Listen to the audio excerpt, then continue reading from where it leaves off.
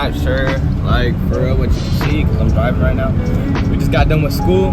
We're about to go pick up the car. Just got done wrapped. I actually picked it up last night, but this is like the reveal and everything. I haven't even seen it in the sun for real. So I'm gonna go home, get the car, get it washed, and then I'll do the review, show you the brand new wrap on the F30. Let's get to it. Here's the wrap. Colors chalk white by KPP. I really love how it turned out.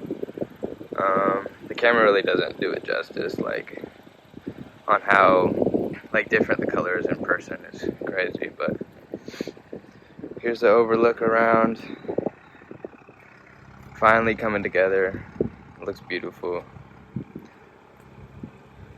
Happy with how it turned out, and yeah, here's a little cinematic, and that'll be the video.